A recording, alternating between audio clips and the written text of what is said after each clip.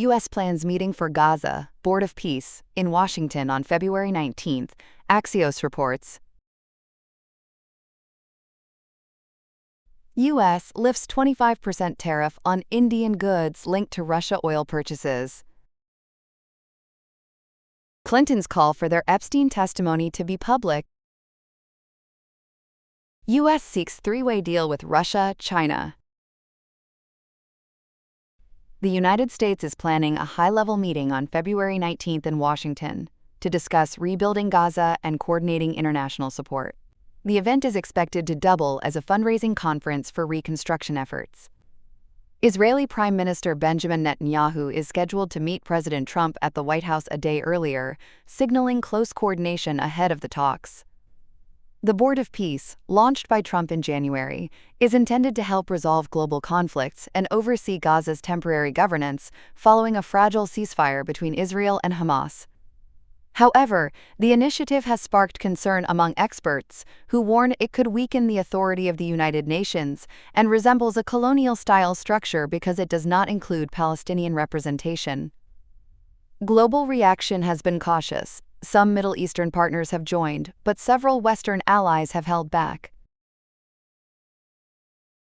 U.S. President Donald Trump has ordered the removal of an extra 25% tariff on Indian goods following a new trade agreement with India. According to the executive order, India has committed to stop importing Russian oil and instead increase purchases of American energy. The tariff rollback took effect just after midnight Saturday. Under the broader deal, the United States will reduce overall tariffs on Indian products to 18%, down from 25%, though that change has not yet been implemented. Indian Prime Minister Narendra Modi has also agreed to expand defense cooperation with Washington over the next decade and boost imports of U.S. goods, including energy, aircraft, technology, and metals, in deals potentially worth $500 billion over 5 years.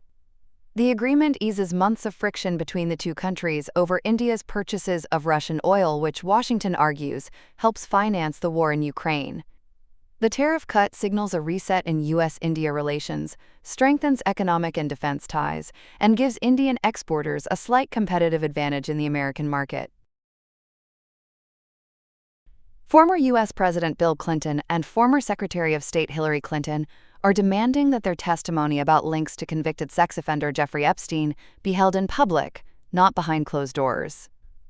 The couple has been ordered to give depositions before the House Oversight Committee, which is investigating Epstein's connections to influential figures and how authorities handled information about his crimes. Republicans had threatened contempt charges if the Clintons refused to appear, but the pair have agreed to testify. However, Bill Clinton warned that a private session would resemble a quote, urging lawmakers to conduct the hearing openly. Democrats argue the investigation is being used to target political rivals of President Donald Trump rather than for legitimate oversight.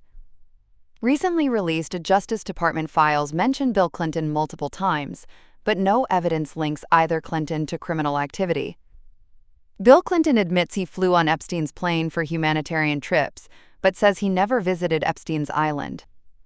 Hillary Clinton says she had no meaningful contact with Epstein and never traveled with him. The Clintons want full transparency, saying a public hearing would prevent political manipulation and allow the facts to be seen clearly.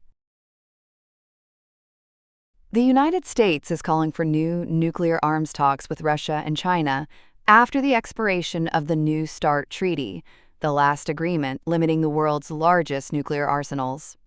Speaking at the UN Conference on Disarmament, U.S. arms control official Thomas Donano said the treaty had fundamental flaws, citing alleged Russian violations, rising global stockpiles, and the absence of limits on China's nuclear weapons.